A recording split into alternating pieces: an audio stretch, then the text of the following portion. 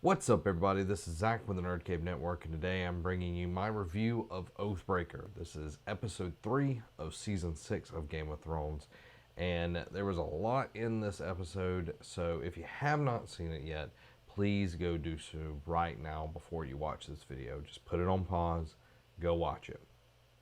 Now, if you haven't seen my review of the last 2 episodes, that's available in the cards.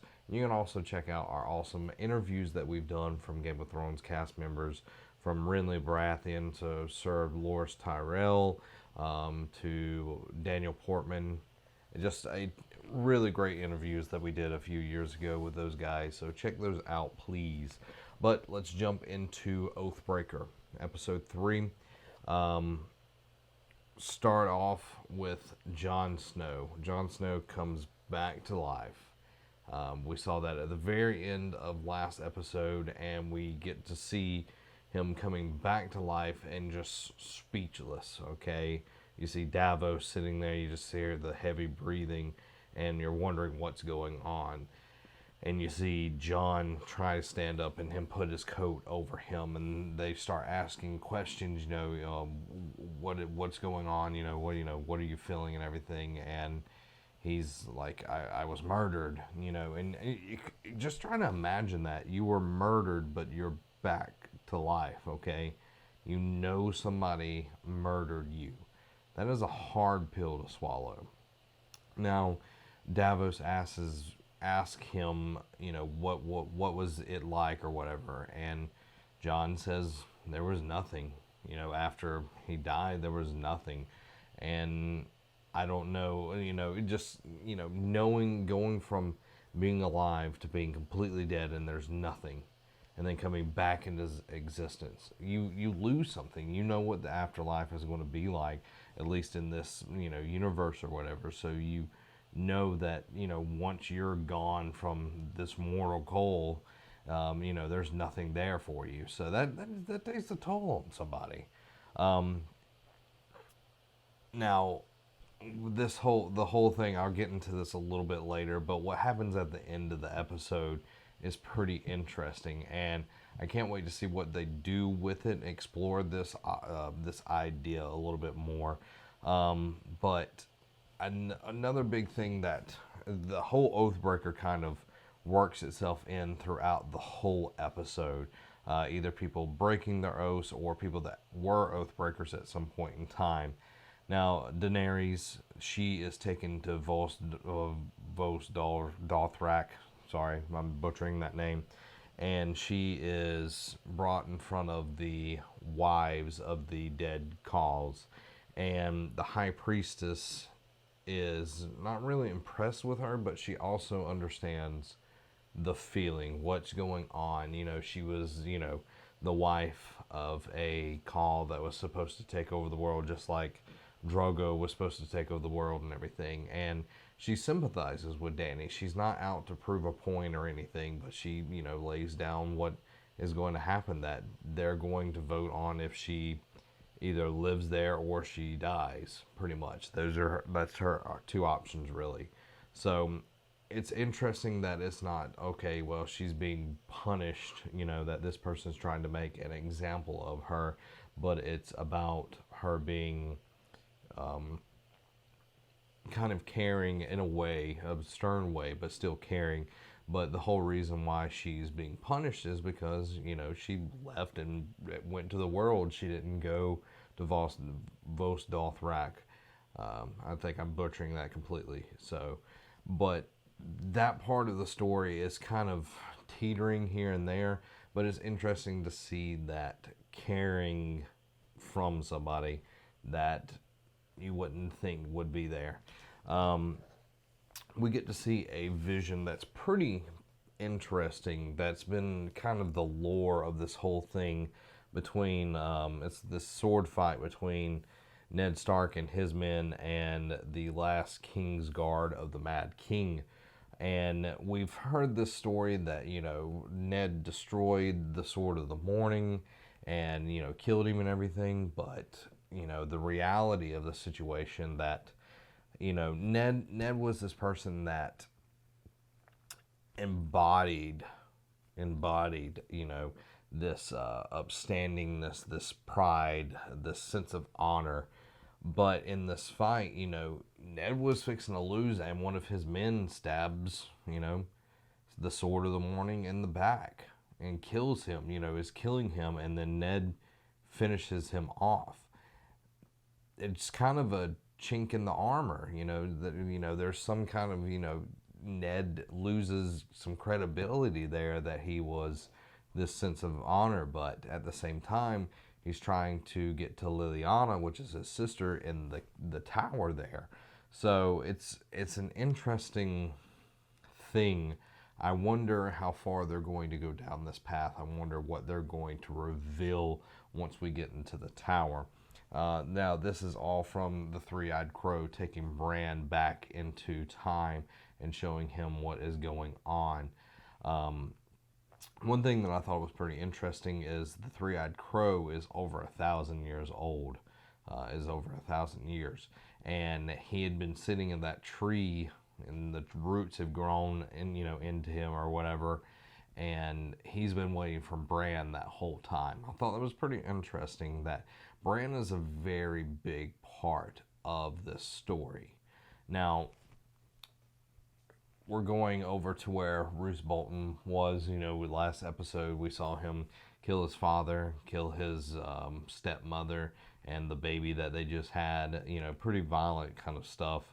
But we see a Northern Lord, I can't remember his name, but a Northern Lord that wants to get Roose's help because the wildlings are closer to him than anyone else, that they attack his lands first, and he wants help. But he is just blunt. He's not, he's saying that his dad was a jerk, that he's not going to bend the knee, that he's not going to kiss the ring, he can just get over that. He's going to help him, and that's pretty much the only option. And Roose is kind of like, well, what do you want me to do? He's like, I'm not going to help you, if you're not going to bend the knee. And then he brings in two wildling figures, and one of those figures is a boy, and the other is a female. And these are characters that we've seen before. I actually saw one of them at Pensacon, but the boy turns out to be Rickon Stark. And the way he confirms this is that he brings in the head of Rickon's direwolf on a hook. So Roose Bolton having a Stark child, especially a male child, he loses one Stark, he gains another one. It's just kind of interesting how they're playing that. I wonder what they go forward with this. What's going to happen? How is he going to use Rickon to his advantage? Roose is probably one of the, not Roose, Ramsay. Sorry, I've been saying Roose. Ramsay. Roose is his father that died. I wonder what Ramsay is going to do with Rickon Stark. It's an interesting situation to be in. Now, to the next Stark, Arya, we see that in the last episode she accepts her fate of being blind and everything, and that she is going to, serve the many-faced gods. And she's tried many times throughout this episode to, just say her name, who she is, that she's Arya Stark and everything. And she really just keeps going, and, that she's not that person. And what happens at this, she accepts that she's going to be blind. She accepts that she is no longer herself, that she is no one. And we see that is rewarded in this episode with her sight being returned. And I'm not sure, how far this is going to go. I don't know if Arya will go back to herself being Arya Stark, or will she be one of the assassins for the many-faced god. I think she's seen where her actions are going to be punishable no matter what they do, unless she follows the example that she's supposed to do. Viserys, he learns who is financing the Sons of the Harpy. this is a big thing that's been been going on for many seasons, or at least one season, that the Sons of the Harpy are killing the Unsullied, that are causing unrest, and everyone's wondering, well, how are they being financed? Who is their mastermind and everything? And it comes down to the masters of Astapor, Yonkai, and Volantis. Now, these are all, two of these, Astapor and Yonkai, were two cities that Dany actually conquered. That Daenerys conquered these places and freed them and everything. And once she got to Meereen, the Masters actually took back over. So they're trying to get Daenerys out. Kill her, whatever it takes, get her out of power. That Masters can be back into the slave trade and everything. So the thing with they only understand violence is violence is a answer to them and everything. Is going to be interesting to see how Tyrion approaches this, because they can't leave Meereen unguarded. They can't just send the Unsullied out there to fight and Astapor and Yonkai and Volantis to take these cities over, to kill the funding of the Sons of the Harpy.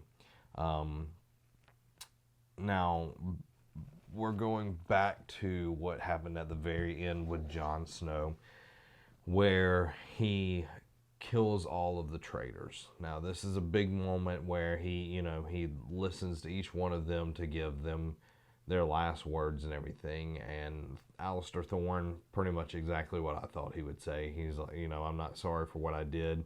I did what I thought was right for the Night's Watch. Understand that. The boy, that was kind of the harder moment, was where the boy didn't even say anything, just gave Jon a death glare, which he already killed him once, but gave him a death glare, and then Jon cuts the rope and then they hang. Seeing the face of this kid, just dead, that was kind of hard to look at. It's not as graphic as other things have been on the show, but it was pretty hard to watch, especially being a teacher and everything. It was kind of like, oh wow, that's a little rough to see. But the end of the episode, where he gives his cloak away, the Lord Commander cloak away, and says that his watch has ended, really curious to see what happens. Does he take the wildlings with him to go fight, or what happens here? Because technically his watch has ended because he died, so he's fulfilled his oath. So he's not an Oathbreaker, but he is alive. So he is giving, breaking the oath in a way. So it's kind of that, semantics, what, how can you really, hold against a guy that's died? You can't really do that. So really good episode. It was more of a building episode. Can't wait to see what happens between Cersei and the High Priest, what they're going to do with that. Gregor Clegane is still probably one of the coolest things out of this series so far, especially with him being pretty much the whole zombie guy and everything. Next episode is going to have some more stuff. We finally get to see Marjorie again. We haven't really seen her much this season, and I think they're going to try to make her do the Walk of Atonement as well, and I think the Tyrells are going to have a big problem with that. So I see there's going to be a lot more focus in the next episode on King's Landing, which is going to be awesome. But guys, keep coming back every week. I do the review of each episode. Watch the episode on Sundays, put it up as soon as it processes through YouTube. But thanks for watching. Make sure you check out all of our awesome content throughout the week. All right, go ahead and hit that subscribe button down there and that like button if you enjoyed this video. And sorry about the Roose Ramsey thing earlier. Didn't mean to do that, but it was Ramsey, not Roose, because Roose is dead. But guys, thanks for nerding out with me. This is Zach, and have a week.